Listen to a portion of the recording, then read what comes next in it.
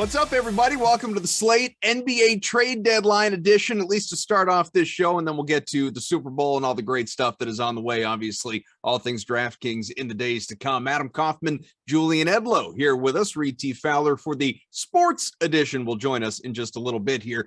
But Jules, NBA trade deadline, as I mentioned, of course, everything went final at this point almost 2 hours ago, and lived up to the hype, man. I mean, we expected a busy, a chaotic, just a crazy trade deadline, and the NBA gave us that. We had already seen, of course, guys like Domantas Sabonis or Tyrese Halliburton, Josh Hart, CJ McCollum. They had moved. Today, though, we got the blockbuster between the Nets and the Sixers with, there were other pieces, but the main components, Ben Simmons will finally, I think, play basketball again, and James Harden has a new home as well. What'd you think? Yeah, the trade deadline lived up to the hype as always, and we got the big one that we were looking for, that Nets-Philly deal. And Philly got the best player. The Nets got a good package. I really think it helps both teams, especially with Harden kind of turning into a little bit of a Simmons in his own way in Brooklyn. He wasn't playing recently, and he didn't want to be there, so you might as well ship him out and get something. So I'm curious to see how it works out, but I like the deal for both teams. Before we dive into the odds, I guess, break it down basketball-wise. The Philly side is simple. You have a guy that's not playing for you. You use him with some other pieces, maybe a little bit of an overpayment, to get another superstar to put alongside Embiid, and let's see if it works. My gut tells me it won't, but it doesn't hurt to try. They weren't going to win the championship as constituted, and you got to make a move like this sometimes to get a big name in the NBA and just see if it works. If Harden is at his best and Embiid is at his best, they can win the East. So it's pretty simple, I think, for the Philly side. For the Nets side, it's interesting because that lineup now, like, Kyrie is going to play on the ball when he plays. Mm-hmm. You got to get Durant healthy, but now you have, like, Curry's the perfect piece for them, a shooter that isn't out there making mistakes. Him and Joe Harris out there, if Joe Harris is ever healthy, that's a great shooting duo just to have catch and shoot alongside Harden, alongside Durant and Kyrie. You got a guy that size kills the Nets. You got a guy like Drummond to come off the bench for 20 minutes in a playoff series, maybe against the Sixers. You need to use fouls up on Embiid, put his former teammate on him to slow him down. And Simmons is going to play center pretty much for this team, which I love. Defend all 5 positions, rebound. He can get the ball in his hands on a breakaway, or you can let Kyrie facilitate the offense. It's going to be interesting. The one note on the Nets, everybody wants to rush to bet that 370 on the Nets to win it all, or bet them to win the East. They're still the favorites.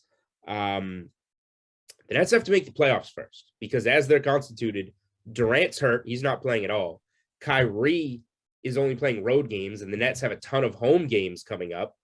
And Simmons now has to work his way into shape before he can play. They're still not going to have all 3 of these guys. They're going to have Kyrie playing random games like tonight in Washington and nothing else. So this team still has to get there.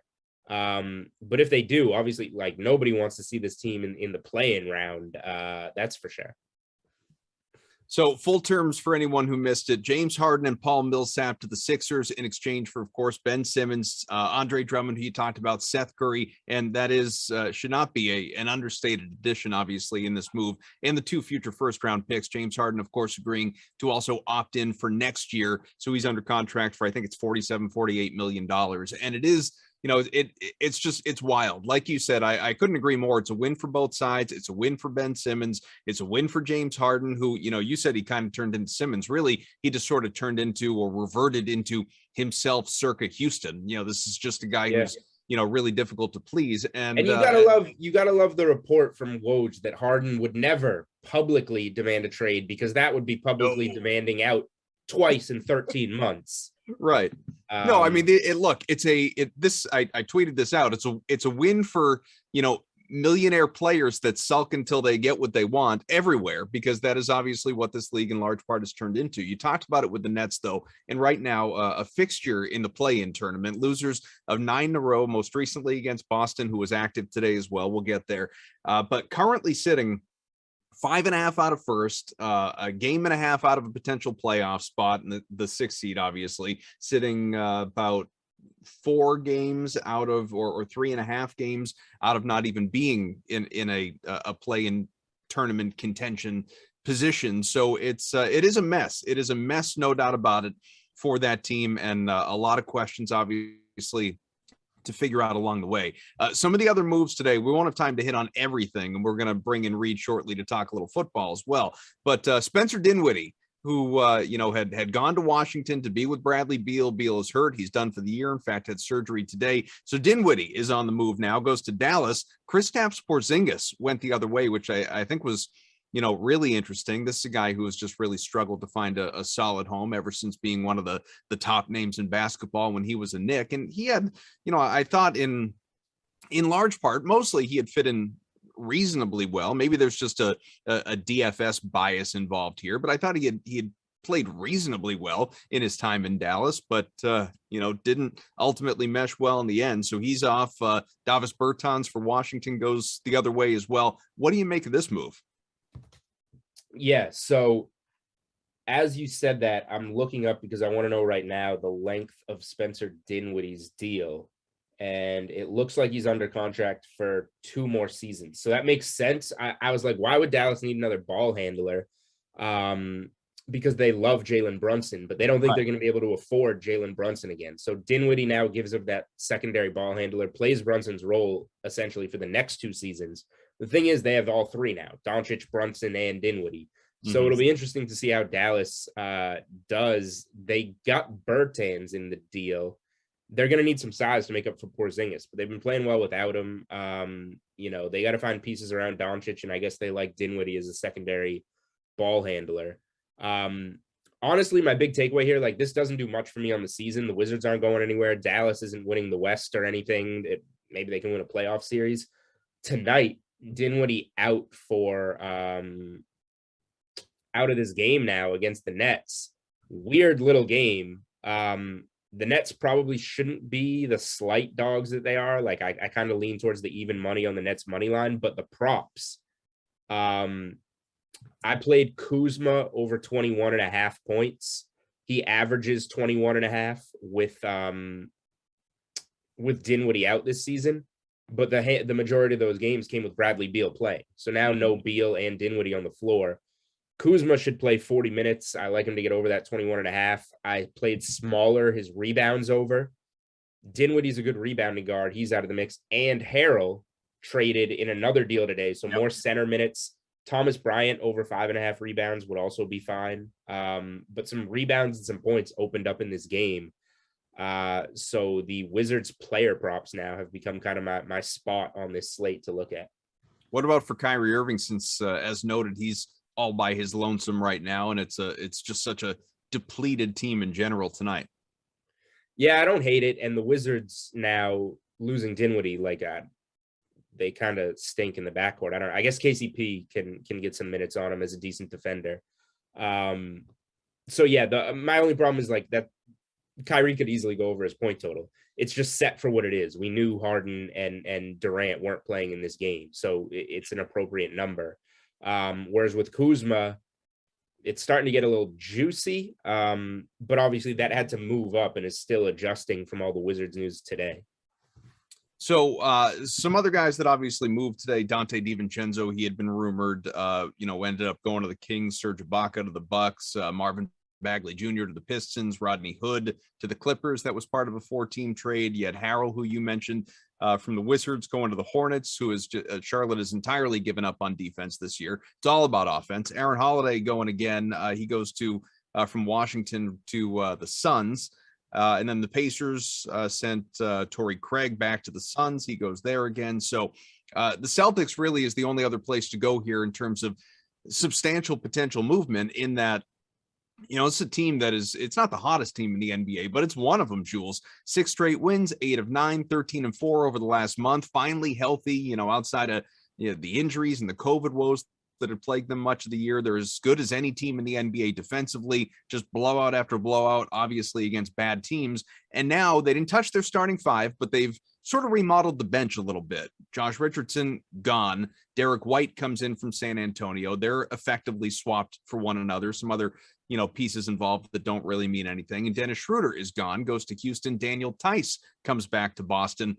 I'm not so much concerned about what this does in the immediate because, one, the Celtics don't play tonight, and two, I don't even know if those guys would be available tomorrow. But looking at their chances in the East to actually do anything, I don't think there's still a championship contender. I don't think anybody's looking at Boston that way.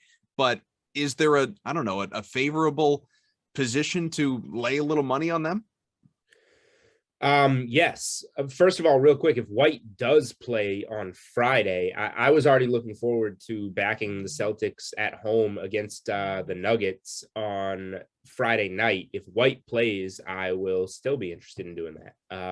I do think they need, with Schroeder and Richardson out, they need that guy in the rotation off the bench to have some depth. But the division number is pretty tempting, the plus 500. Philly's still got to work Harden in and get that together. The Nets, as I mentioned, are just without guys. And with all due respect to Toronto, I don't think they're going to get there. The plus 500 in the division is intriguing. And look, I had some heat. I wrote up in one of my NBA best bets articles. I wrote some heat up at plus 550 to win the East. The moves today, the boost that Philly got, in terms of odds, now Miami is plus 600 to win the East. So I am probably going to go back and get a little bit more Miami. I think if healthy, they're the best team in the East, and they're going to come out, especially with all these moves.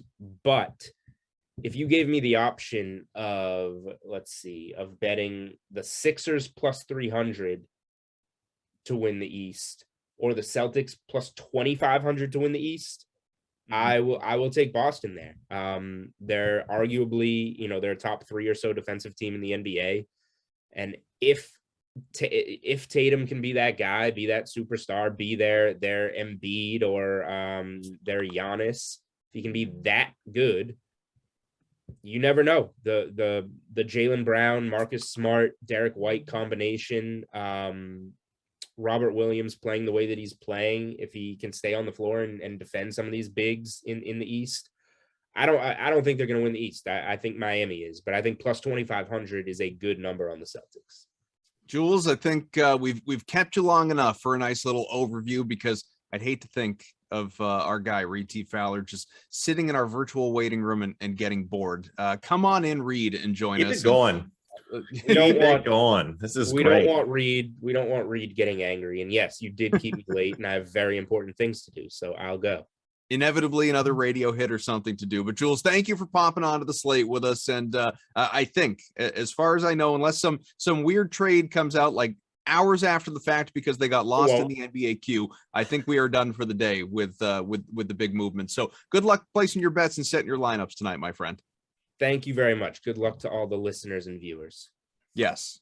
Thank you all for being with us. If you have any questions, thoughts, comments, concerns, whatever it may be, hit us up, obviously, in the YouTube or Twitch chat, Twitter, wherever it is that you're finding us. And we thank you for hanging out here with us. We've got you for another, 15, 20 minutes or so before, obviously, the next Madden simulation comes your way at 6:00 Eastern. And Reed, just because I'd feel like a jerk to not ask before we get to football and to golf, obviously, do you have any overall thoughts on today's busy NBA trade deadline? No, not really. I think it was interesting because I was doing the blurbers for DK Live and all of them coming through. Yeah. So I was sort of doing it in real time. And I think the James Harden one was, I get what Julian is saying, right? Because it's for the pieces on both sides, just makes a lot of sense. But yeah, that is definitely a blockbuster trade, sending away James Harden. How many games did those guys play together? So I saw somebody tweeted out the Kevin Durant, James Harden, Kyrie Irving over the last however long they were together, year, 13 months, I think Jules said, 16 total games. They played 16 games. They went 13-3. Like, there's no question it worked. They were never together at meaningful times because, as we remember, obviously Irving didn't play in the playoffs last year, and Durant was amazing, but his shoe being a little bit too big cost them an opportunity to advance in the postseason. And then this year has been a total mess. So Yeah, I'm sure for Nets fans who are probably thrilled because Harden did want out. You get Ben Simmons, who arguably fits better, as Jules talked about. I'm sure there will always, just because we do this as sports fans or as just followers of sports in general. I'm sure a bunch of Brooklyn fans are going to be sitting wondering, like, well, what if? I wonder what could have been there. Yeah, and a couple of California teams didn't make any moves, right? Yeah. I know that the Kings sent away some of their solid players, not on the trade deadline, but Buddy Hield and Halliburton are gone. With the Pacers kind of look like they're making some moves, right? They're not tanking, but they're still putting together some young pieces that looks really nice. But the Lakers didn't do anything. The Warriors didn't do anything. Yes. Just a total mess, the Lakers. So for Lakers, I mean, you got to really be worried if you're a Lakers fan. Yeah, which is just amazing. I mean, that really speaks to, like, hey, it's 2022, because you would think just like, I don't know, you're frozen in time and you come out of it, and like, so LeBron James, Anthony Davis, Russell Westbrook, Carmelo Anthony, and on, like, these guys are all on one team and they stink. Kind of feels like what was that year when, like, Gary Payton, Karl Malone, right, all went to the Lakers, and everyone thought, oh, this is great, and it was a horrible experiment.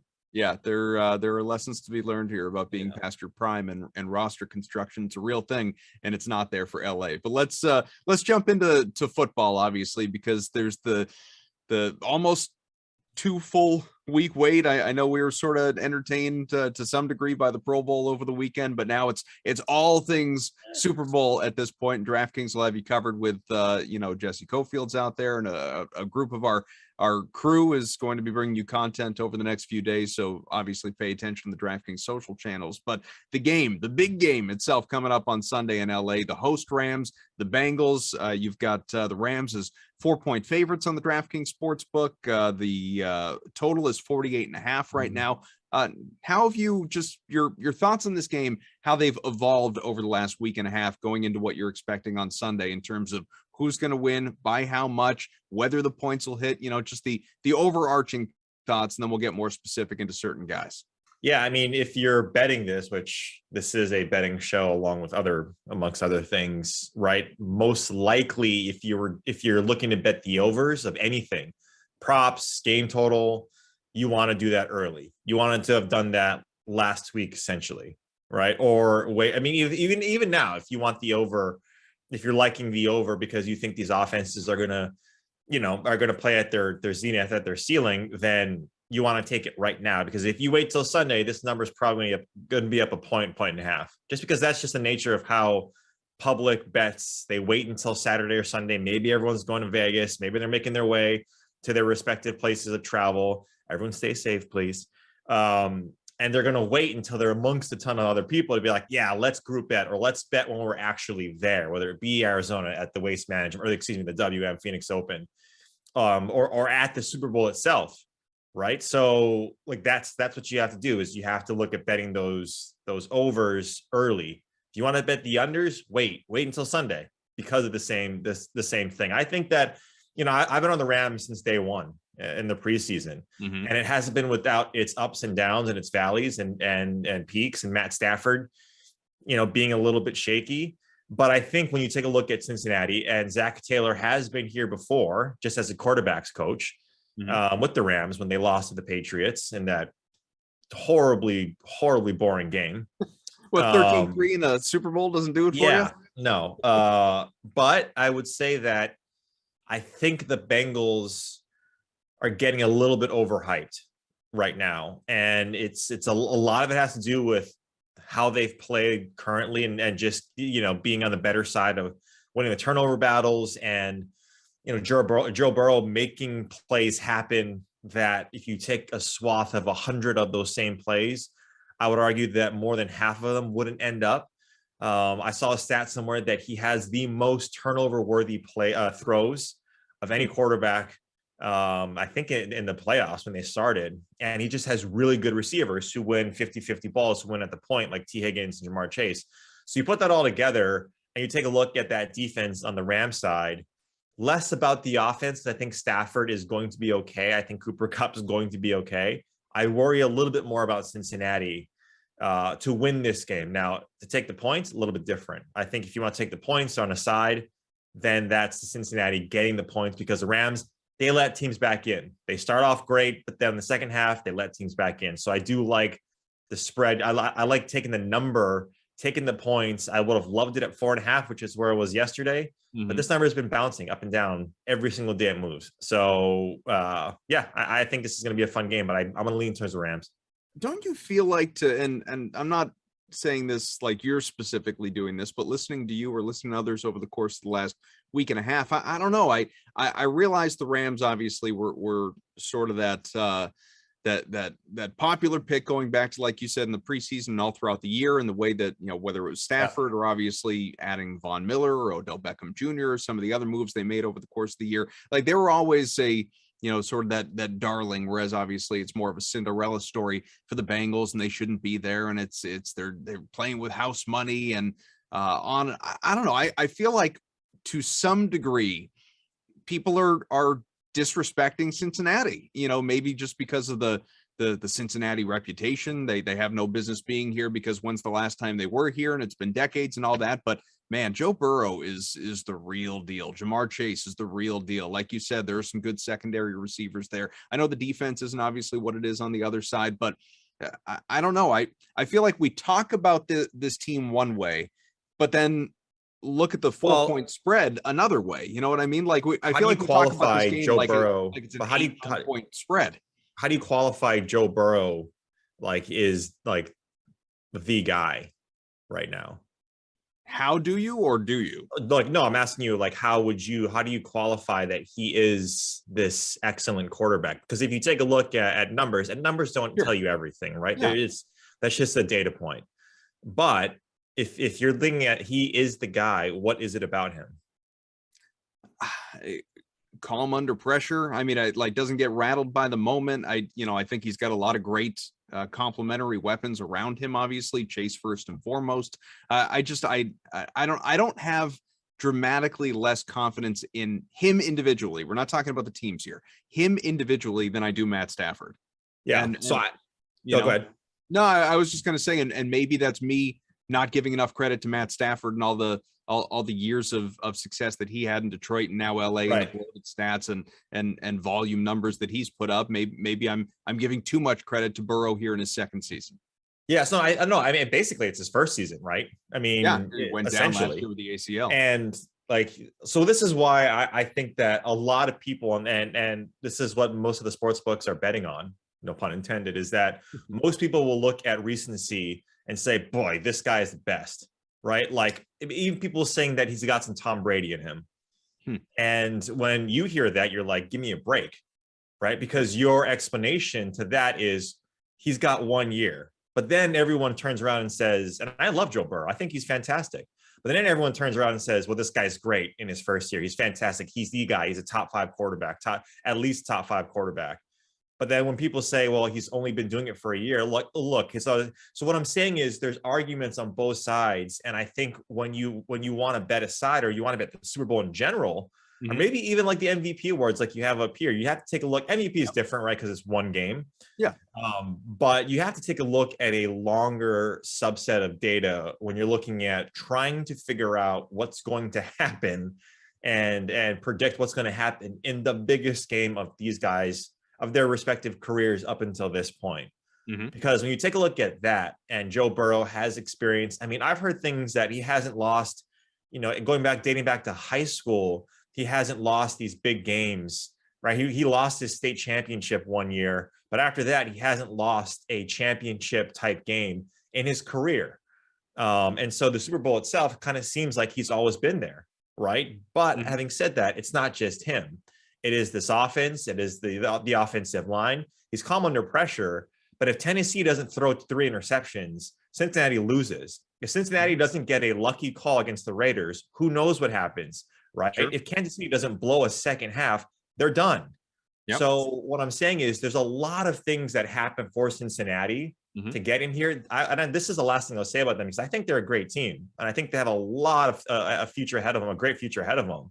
But this is one of the only years, I think, in history where the Bengals, every single game of the matchup in the playoffs, they had the lesser yards per play than their opponent in the game, and one of the worst offensive lines. And that rarely gets you through the playoffs. But to your point, Joe Burrow and the Bengals have gotten, they've won in spite of that. Right. And so I think that's what's happening a lot in the market right now, and why you see at 4. If this was a regular season game cough, this number would be like 6.5. Sure. Right. So that's why I think there is still that element that I have. And look, I've been wrong in Cincinnati every single time, because I bet against Cincinnati every single time, and I've come out the loser. So I could be talking out of my you-know-what. I love Cincinnati. Like Joe Burrow is fantastic. Jamar Chase, I've been saying it since the preseason. Everyone was off, and I'm like, do not fade this guy, because he is the real deal. And so I'm happy for them. But this is the Rams we're talking about. This is Von Miller. This is OBJ. This is Aaron Donald. This is Sean McVay, his second Super Bowl as a head coach. I think that goes a long way. So you mentioned the Super Bowl MVP odds that we're looking at here on the DraftKings Sportsbook, and they're obvious. This is just one category. Like, there are all sorts of different props, obviously, as you alluded to before. There are specials. This is one of them that DraftKings Sportsbook offers. There's novelty props we could check out. There's a lot of different things. What draws your attention in particular? Yeah, I think when you look at the MVP props, I think Cooper Kupp is not bad at all at plus 600. And here's the reason why. I think because it's a writers, right? It's a writers. I think it was at 70. It's like 75% writers and 25% fan, or maybe it's 80-20 writers to fans in terms of the vote. And Cooper Kupp won people their fantasy leagues, right? Everyone wants to crown this guy there. I mean, he should be crowned the regular season MVP with what he did. It was fantastic. We know these are quarterback awards, but if you take a look at if Stafford throws an interception, just one, and Cooper Kupp has a game where he has a touchdown or two, and he's got you 80, 90 yards and 10 catches, he's winning that award. Even if Cooper Kupp gets Stafford gets 2 touchdowns, 3 touchdowns, and Cooper Kupp has 2 of them, and you see Stafford with a pick, I think when you take a look at that plus 600 is good value. I think a lot of people are on Aaron Donald, and I don't mind that, but I think Cooper Kupp's the guy, because you also take a look at the writers too. They get these awards out fairly quickly, and they get asked, okay, who's your MVP? If these guys play kind of within reason, and this is if the Rams win, right? And Cooper Kupp is the guy. And if the Bengals win, it's not going to be anybody else besides Joe Burrow. Sure. Right? Like, he is the guy. He's the darling boy. He's the wonder kid. Everybody loves him. The baby face, where you work in silence, you win this natty championship, this and that and the other. I mean, he's all over the place. So it's Joe Burrow if Cincinnati wins for sure. But I think Cooper Kupp has an outside shot of winning this, especially if you get Stafford, who throws a pick. And even if he throws 2 touchdowns, I think the majority of that production is going to go to Cooper Kupp. I want to mention, just because people can see it, obviously, some of these novelty props that are just fun on the DraftKings Sportsbook. You can obviously go with the coin toss outcome, whether a kick hits the uprights, jersey number, the first touchdown score, will the Super Bowl MVP, who will they thank first? There's a lot of fun stuff. Any of these, I'm not asking, for your picks necessarily, but is there a category that you think is just, I don't know, go down? Most fun to say, will there be an octopus? Will there be an octopus? Yeah. Is that something I'm missing? Like, I don't know the octopus storyline. Maybe Noah is a overarching favorite, but you gotta lay more juice than I ever would advise anybody to lay. But that's an interesting one. No, I mean, look, tails never fails. We all know that. Yeah. The jersey number, if it's the Rams, I would say under, because you got Cam Akers, who I believe is 23, or Sony Michel's 25, so that ruins that. And then OBJ is 3 and Kupp's 10. So yeah, I like that jersey number if the Rams get it to be under 23.5 at minus 140. Obviously, again, laying a ton of juice, but not really. Like with these, I try to stay away from it. I think the craziest I'm going to get is A, the coin toss, B, the national anthem, C, the special teams in terms of field goals made.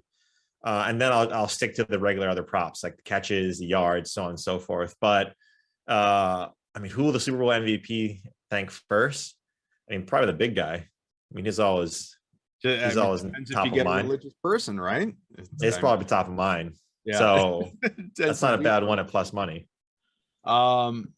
Very quickly, and then we'll mix in a little bit of golf before we get out of here. But the NFL showdown, $6 million Super Bowl, 56 millionaire, $1 million going to first place. There's obviously millions upon millions in prizes there, the 6 million. So Well, I know that Cooper Kupp, who obviously you talked about, is going to be a very chalky, very popular captain, among others. If you're doing that, you obviously need to, really pay down at multiple positions. I don't know if there's an argument to be made to, some people will do it just for differentiation's sake, to captain a much cheaper guy, just, scrolling the list here, whether it's, taking a flyer on Sony Michel or Tyler Higbee or Van Jefferson, Tyler Boyd, Yeah. CJ Uzoma, maybe people get crazy, call me nuts, a kicker. It could happen. Eric McPherson, living in all the glory that he's had so far throughout this rookie year and into the playoffs. But assuming you are paying up a captain, whether it's for Kupp or one of the quarterbacks or Chase, whomever it may be, how do you decide here? And we talked all the time about like tell yourself a story and all of that, but how do you decide who you're fading? Because you've got all these great high priced options on both sides. You obviously can't fit them all. You're talking about the captain or just in general? In general, in your lineup. I see what you're saying. I mean, I think with this one, if I had to fade a player, it's probably Jamar Chase. Interesting. Of the top, because of, I don't think that the Bengals can win without him playing well. And what I mean by that is he can score so quickly, and he opens up the entire game plan for Cincinnati. Yeah, I think T. Higgins is someone that you have to watch out for. I think he's going to have a good game. And the reason why Jamar Chase, I'm not as confident as, because if you take a look at what he did against Tennessee, yeah, sure, he got 5 for 109. But a lot of that was screen work. A lot of that was quick, and then after the catch yardage, he makes plays. I worry that if you're the Rams, you look at that Tennessee game and how so much pressure was put on Joe Burrow, and if you do that, and if you're able to do that with 4 guys caught, because I don't think you're going to blitz Burrow, you have the skill on that defensive line to rush Burrow with 4 guys, because this offensive line is not great for Cincinnati. That worries me, because if you have guys like Ramsey, or if you shift over coverage to Chase, that scares me a touch. This is a big game, and this is a big game. And these guys have been part of big games, but this is the biggest, and he's still a rookie. Yeah.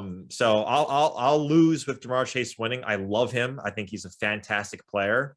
But even and Daniel asks on the 1s and 2s, what if he gets 150 yards? He'll need to get 350 yards to win the MVP.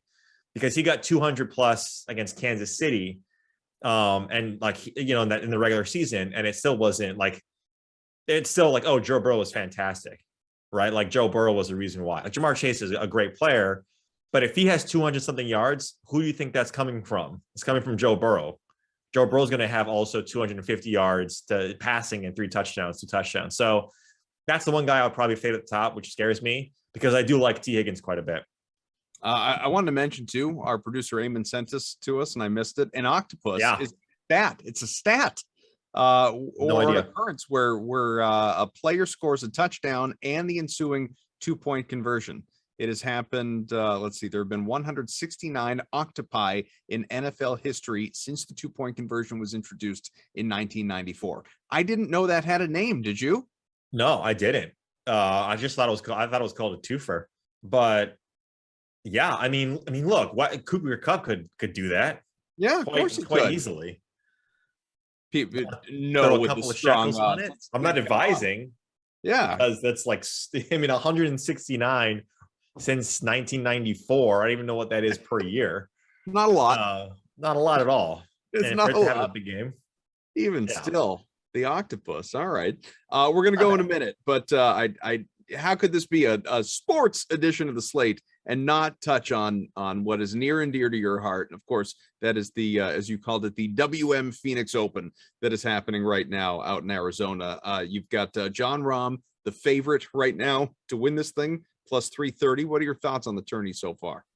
Yeah, these greens are fast. And so these guys out right now, like JT at 1 under, Aaron Wise is at 1 under, Bubba's at 2, Scotty Scheffler's at 3. It's tough in the afternoon. So if these guys can just stay put, right, and stay within red numbers, kind of close to the lead, and then come out tomorrow morning, it's going to be a lot easier for these guys. So tournament's not over yet. Rahm being at 3 under is fantastic, especially in the afternoon wave, and he gets the morning one. It's scary. It's scary that the top of the board looks like Rahm, Koepka, and Schauffele. So it's shaping up to be great.